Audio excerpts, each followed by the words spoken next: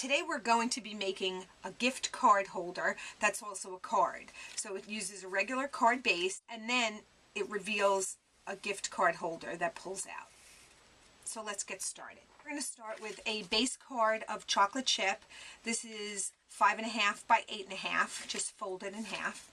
And then we have a piece of crumb cake, and that is 3.25 by 5.75. And these instructions will be on your PDFs.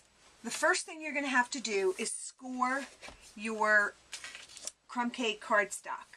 You're going to score it at 3/4, and then you're going to flip it around and score it at 3/4. You're going to take your paper cutter and you're going to put that scored edge right on that groove, and you're just going to push up until you're about a little tiny bit more than halfway up.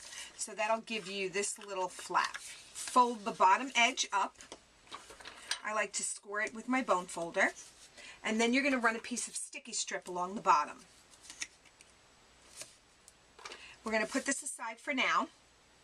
And we're going to take a piece of plain white copy paper, and that is cut at 3.5 by 5.5. And then we're going to score it at 1/2 inch, 2 3/4, and 5. And if you have the score palettes, great, because you can just mark the inches where you have to score so that you don't make a mistake. Next, we're going to take one of our large wheels, and this is the vintage wheel.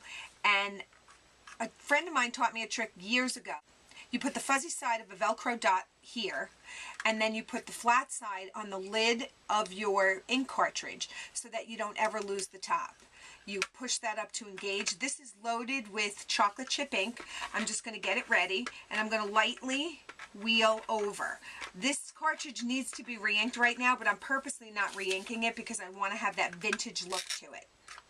Then I'm just going to put that back, and we're going to fold on all those score lines. Put sticky strip along the full side of one of those flaps, and then just a little piece at the top of another. You're going to take a piece of 2.5 inch seam binding. This is our crumb cake seam binding. And I'm just going to put a mini glue dot on there, and it helps if you dig your nail into it because they don't like to stick to fabric, so you have to force them. And then just squeeze that together to make a little loop. You're going to peel off the sticky strip backing, and once you peel off that backing, you can adhere the loop. You're going to peel off the second piece of sticky strip, and then you're going to carefully adhere the edge and seal it. Next, you're going to take a 1.25 inch paper punch and just cut a little notch toward the top of that. Now we're going back to our crumb cake paper and that piece up on top with the flap opening to the right. You're going to use your paper piercer and mat, and you're going to put that copy paper onto the cardstock and then make a little hole to the left and toward the top, and you're going to put a brad in there. It doesn't matter what color brad you put in because you can't see it. Once your brad is in, you're going to fold that edge, and then you're going to run another piece of sticky strip across the back.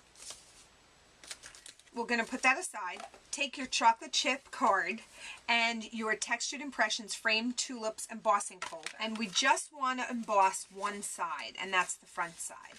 So we are going to put one side in and then close it, and we'll make a sandwich with our cutting plates, and then that goes on our multi-purpose platform, which I'm leaving open, and that all gets fed through the Big Shot.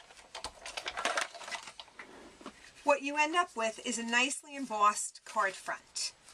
Now you're going to remove the sticky strip from the back of your crumb cake cardstock, and you're going to carefully adhere your crumb cake to your chocolate chip.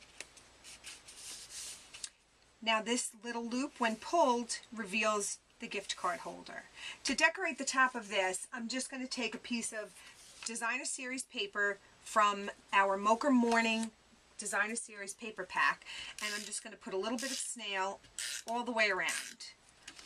I've cut 2 pieces of brown satin ribbon, one 4 inches and one 4.5. And I'm going to wrap this around to make it look like a wrapped gift.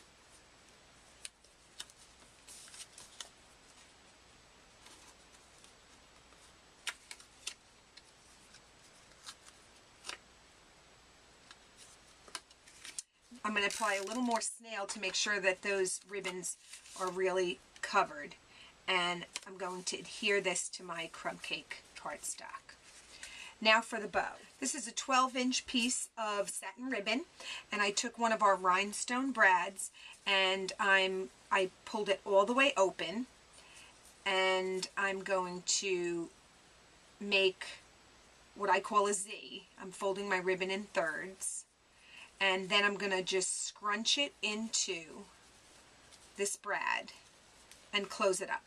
Sometimes I end up with a little piece of metal that's left over. You're going to use your craft and rubber scissor, but cover it because it's a sharp little piece and you don't want it to fly toward you. So here's my bow. I'm going to just adjust it till it looks the way I want it to. Take my ribbon scissor and trim the edges.